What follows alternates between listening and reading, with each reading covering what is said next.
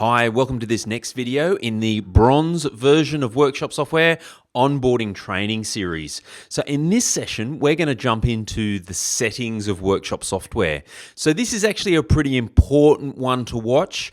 In fairness, you're probably only going to go in there once and sort of set and forget most of these things, but it is important to know what sort of settings are available, and they can do some really cool things for the way that Workshop Software works in your particular instance. So let's jump straight into it, and we're going to go into settings on the menu and go into first up company settings. Now I'm going to explain to you about what these settings entail and why they're here. Some of them might be important to you, some of them maybe not quite so important. But first up, what we have is the ABN, the Australian Business Number. Now, if you're in a different country, that label might be different, but that's your ABN. Prints out on the invoice. I think that's fairly self-explanatory.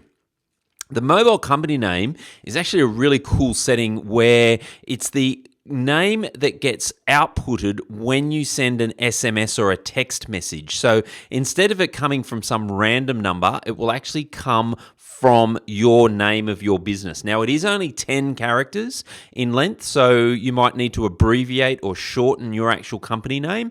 But if you write in 10 characters or up to 10 characters worth of your company name, when your customers gets an SMS or a text message from you, then that will be where it comes from. The time zone, look, that should actually in theory be automatically created from when you first started Workshop Software, because we do some testing on where you're coming from and we try and set that automatically. If it isn't the right setting for you, then just simply choose the right setting by scrolling up and down here. Depending on what part of the world you're in, you might be in sort of Greenwich Mean Time, sort of the European kind of areas around here. You've got your US areas here, and of course your Australia and so on. So, depending on what your time zone is, just choose your time zone. The default labor product is used in a couple of areas for the system. Again, this is default setting. It's already set for you. Probably don't need to worry about it. But if you want your default labor product to be a different value, you can actually choose a different labor product if you want. This is the motor vehicle repairer's license number. Now, this might not be shown on every single system depending on where you're located, and or the label of it might be different. So, for example, in California, I think we use EPA number, and there's a couple of other different places in the world where we use different numbers here. So this is the motor vehicle repairer's license number. It's a requirement, for example, in New South Wales and Australia.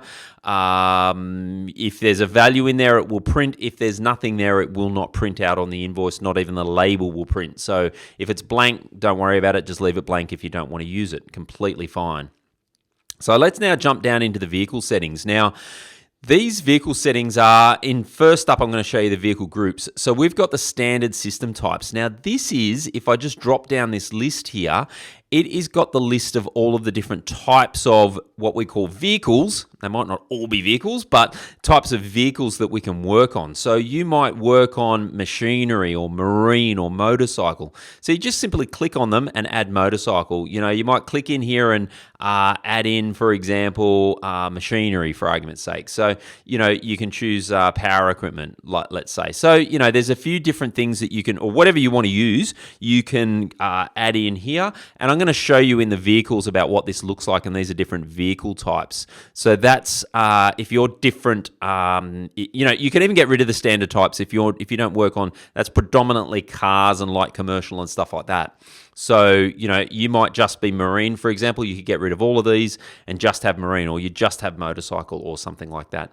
I'm just going to, just for simplicity's sake, remove those, and we'll stick with the standard system types. Now, the default service interval is the default length of time in months. So this is 6 months in this instance, is the default interval that you are going to follow someone up to get their next scheduled car service or vehicle service. So depending on your sort of circumstances, you could make that 3 months. You might work on trucks that require maybe more servicing. You might work on maybe European vehicles that require less, so maybe you might make the default 12 months. Now, you can change that on a vehicle by vehicle basis. This is simply the default. So you add a new vehicle into the system. By default, the service interval will be 6 months. You can go change a specific vehicle to 3, 5, whatever number of months you absolutely want it to be. So it is just simply a default. Again, with the default, this is the default method of contact for customers. So do you want to contact them by default via SMS, email, send them a document, or do you want to by default have them opt out? Probably not I wouldn't like you to set them up with opt out necessarily, but yeah, SMS or text message is probably the best one, but depending on your personal circumstances and what you want to choose. Again, that's just the default when the customer gets created. Now, the advanced vehicle fields is a setting that is used predominantly when you have particular vehicle groups. So, for example, if you were marine, for argument's sake, you can turn these advanced vehicle settings on, and then you can get the list of vehicle groups at the top of the screen. Let me actually just jump in there and quickly show you that. So I'm going to, we might just put marine in here as an example. It doesn't have to be marine, but I'll save that as well. And if we go into the vehicles and we just choose one of the vehicles, what you'll notice is that you've got the type chosen up the top here.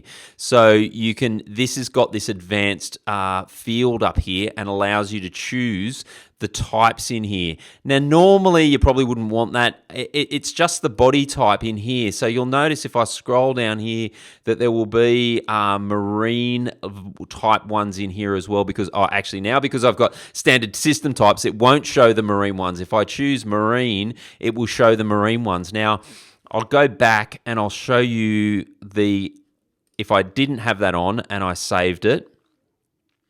If I go now into vehicles, and again, I'll just choose a random vehicle. Okay, so I choose this vehicle. You'll notice in here with the body type that you'll see things like jet ski. You'll see the vehicle power boats, rowboats. If we scroll down, you'll see yacht, etc. Now, the difference is if I choose that it's a yacht, you might have noticed before that the actual vehicle fields changed as well. So that doesn't change now. So if you are using marine in particular, there's things with trucks, that sort of thing. I'll just quickly show you that again, just to be really clear about that. If I save this and go back into vehicles, you'll actually see that in here, see the layout of the actual vehicle. If I choose marine, you'll notice that this has changed. So it's got the seating capacity and berths and cabins and all sorts of stuff. You've got the trailer details, the engine details, and so on. So that does not come up unless you use those advanced vehicle fields, and that's what these advanced vehicle fields are. Similarly with trucks, we do some special stuff with trucks and machinery and things like that. So if you're using those particular body types, these vehicle groups in here, then you should turn this advanced vehicle fields on. So that's what that does. Show fleet code is if you want to show the fleet code it prints out on the invoice. It will show in the job center and a few other places in the system. If you want to show that because you deal with fleets, that sort of thing, you can turn that on or off. That's up to you. The tax settings, this is the tax name. I happen to have this one set up for Australia, so it's GST. This could be sales tax. It could be value-added tax, VAT. You can write in any tax name that you want there, and that's what will print out on invoices and those sorts of things. The purchases tax rate and the sales tax rate. Now, for GST, that, of course, is just going to be 10%. In other countries and other jurisdictions, they might be different values, so we give you the functionality to be able to change that. The price include tax. Now, this is, when I'm doing an invoice or adding a product or putting in basically any price in the system, am I putting in the inclusive of tax price or am I putting in the exclusive of tax price? And it will add it at the bottom of the invoice. Now, I'm just going to go and quickly show you this, and I'm just going to jump into the job center, and I'm going to just pull up a random job. We'll watch the video about the jobs and how they work and all that sort of stuff separately. This isn't an instruction on how to do invoicing, but I just want to show you. So if I pull up that Z79A, for example, this price here that I put in here is actually $15 plus tax.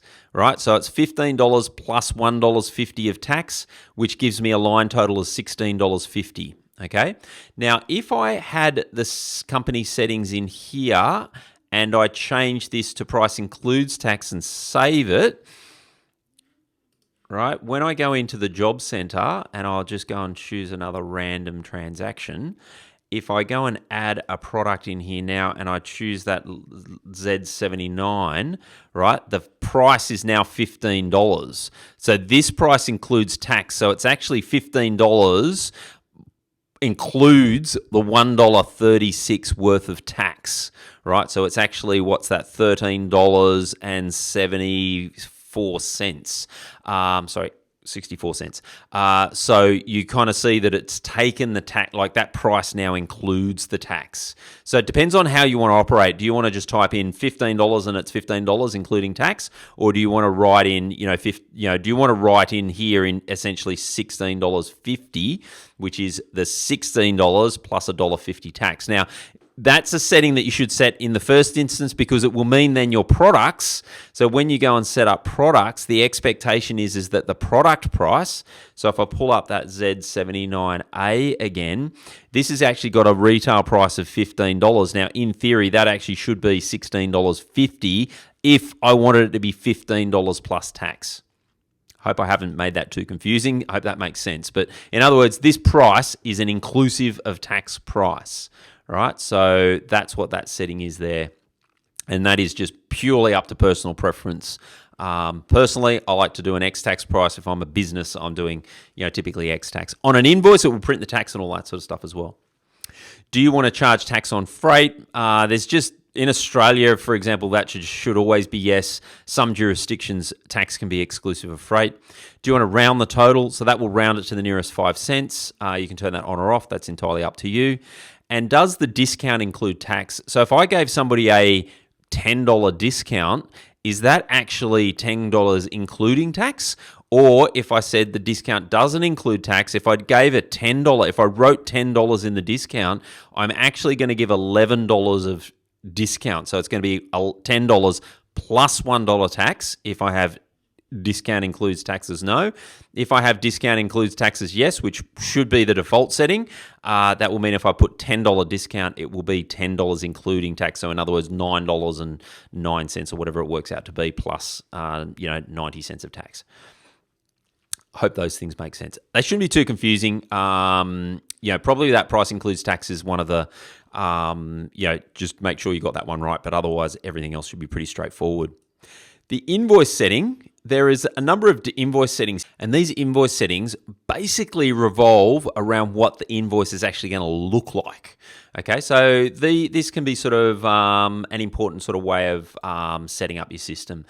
Probably the defaults in many instances will work fine, but I'm just going to show you some differences. So I've got this invoice format as the default, and I'm just going to, again, just jump back into the job center, and I'm just going to pull up a job, and I'm going to show you what it looks like when I print it. So I'm just going to go here and print the invoice, and that will open up a new tab, and this will print this invoice out this way. So this has got your logo, your details, customer details, and vehicle details, and then it breaks it down by labor, parts, consumables, sublet, etc., and totals, and so on. I'm just going to leave that up on the screen and go back into Workshop Software, and I'm going to, go back into Company Settings and into Invoice Settings and change this a little differently. So, for example, if I print labor style, what this does is it actually will print, and I'll just show you again. I'll just jump back into the Job Center and show you what this looks like. So now, if I have only got one, and I'm going to put, say, service labor on here, and I'm just going to put that on there, maybe make that $100. And what I'm going to do is this button here will reorder the job. So I'm actually going to move the service up to the top, and I'm going to go done, and I'm going to call this brakes or something like that, and I'm going to put a set of brakes on here, right? And so what this does is if I save that and print out the invoice, what you'll notice is this has got the service, and then it's got the products against the service, and then it's got the brakes and the labor and the brake pads and so on. Now you can print the prices here as well if you wanted to. That's another setting which I'm going to show you, but you'll see that these are different in terms of the way that it's laid out. So that's different from this layout where that would have had, now brakes and service up here as labor, and then the parts would be listed as parts. So a couple of different ways of printing it out. Just jump back into the company settings. There are a couple of other ways of printing it as well. You can print letterhead without the company details. So what that means is that you can print a letterhead and it doesn't print your company details. Print letterhead with the company details. In other words, it will have a space for the letterhead, but it will print the company details. And by company details, I mean this part, this section up here. So it's basically saying, do you want to print this section, yes or no? Okay. So that's what those two options are there. You can print notes at the top. It's very much similar to the default. If I had any notes down here, so I've got these invoice notes, I can actually print them at the top instead of printing them at the bottom. Pretty basic sort of change. Print original was our original style. We kept that basically for backward compatibility. And then the stretched is just stretching your logo right across the top of the invoice. But if you want to play around with that, you can change that. There's no problem changing it. The default's probably one that most people use, but you can use whatever one you want. Default invoice terms for customers paying. Do you want it to be 30 days or 7 days, whatever, those sorts of things. Again, this is a default. You can change it on a invoice by invoice basis. Do you want to hide the part numbers? You might notice when we print these out, these didn't have any part numbers. I can actually not hide them, and it would have printed the part numbers. Hide the labor quantity. So again, when I printed this out, there was no quantity of labor. So if you wanted to show quantity of labor, you can print the labor quantity. Hide the line prices. So in other words, those line prices there, I've not got any price on the line items. Let me actually just show you what that looks like. I'm just going to save that and just go back into that job. And I think it was that one we were playing with a minute ago. And let's just print this one out now. So this is actually going to print the line prices, right? So these line items have now got prices on them.